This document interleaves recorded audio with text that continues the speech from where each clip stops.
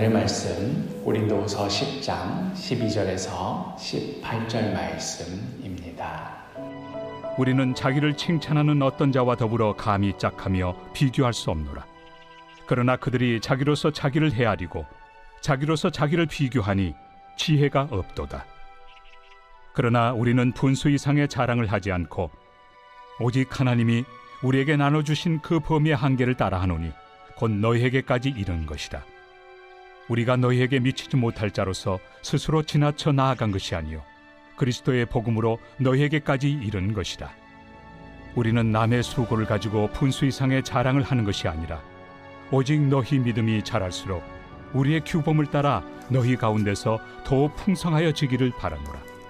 이는 남의 규범으로 이루어 놓은 것으로 자랑하지 아니하고 너희 지역을 넘어 복음을 전하려 함이라.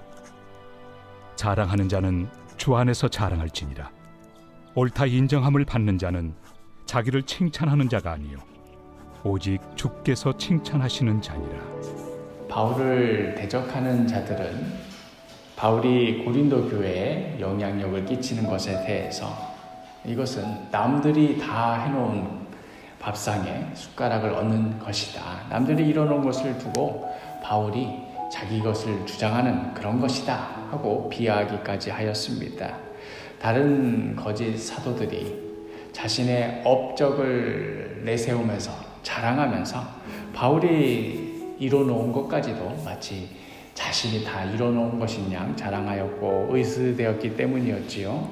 그러나 고린도 교회를 세운 이는 바울이었습니다. 고린도후서 11장 14절 우리가 너희에게 미치지 못할 자로서 스스로 지나쳐 나아간 것이 아니요 그리스도의 복음으로 너희에게까지 이른 것이라. 이미 2차 전도 여행 중에 원래 뜻하지 않게 유럽 지역에까지 성령의 인도하심을 따라 나아가면서 세웠던 교회 중에 하나가 바로 고린도 교회였던 것입니다.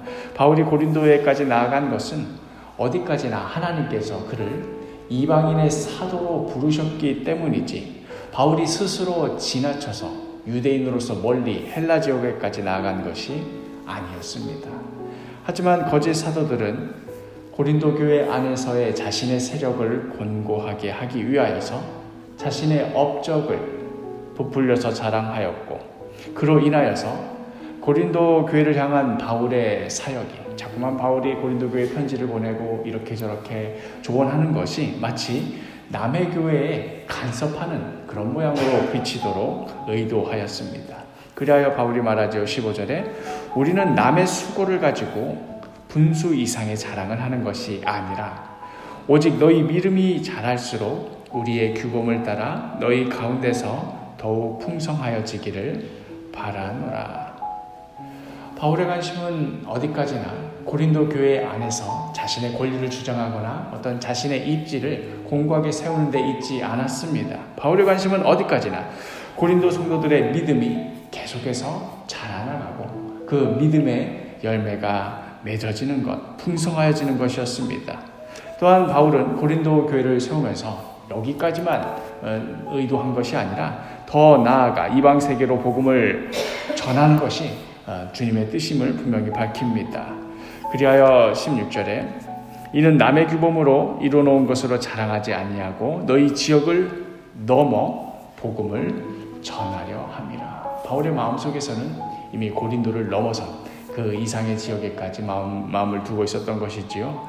이 말의 의미가 무엇인가 하는 것을 우리 고린도 후서 이후에 작성된 로마서를 보면 그 바울의 의도를 우리가 짐작할 수 있습니다. 로마서 15장 23절과 24절을 보면 이제는 이 지방에 일할 곳이 없고 이제 로마 교회에 보낸 편지입니다.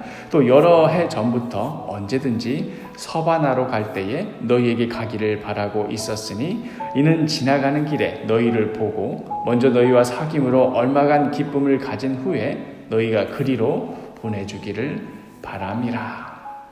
바울은 고린도를 넘어서 오늘날의 그리스 지역을 넘어서 이탈리아 지역인 로마로 그리고 또 로마를 넘어서 더 멀리 서바나 오늘날의 스페인 지역에까지 복음을 전하고 싶은 그런 열망 가운데 있었던 것입니다. 그러니까 바울의 삶을 움직이고 있었던 원동력은 내가 어디에서 무언가를 인정받는다거나 그곳에서 자신의 어떤 입지를 곤고히 한다거나 하는 데 있지 않고 주님께서 불러주신 그 사명에 따라서 그것이 고린도이든 로마이든 스페인이든 주님의 뜻에 따라 순종하여 묵묵히 걸어가는 것, 이것이 바울의 삶의 원동력이자 또 그의 자랑이었습니다. 그리하여 바울은 이렇게 고백하지요. 17절과 18절, 자랑하는 자는 주 안에서 자랑할지니라. 옳다 인정함을 받는 자는 자기를 칭찬하는 자가 아니요 오직 주께서 칭찬하시는 자니라. 다른 누가 나에 대해서 뭐라고 말하나, 뭐라고 인정해주나, 어떤 대우와 대접을 받고 살고 있나, 여기에 달려있는 것이 아니었습니다. 주님께서 나를 불러주셨다. 주님께서 나를 아신다. 주님께서 나를 인정해 주신다. 이것이 전부였습니다. 이러한 바울의 모습은 오늘날을 살아가는 우리들에게도 동일한 도전이 됩니다. 우리 삶의 자랑이 어디에 있습니까? 오늘 하루를 살아가는 우리의 삶의 원동력은 무엇입니까?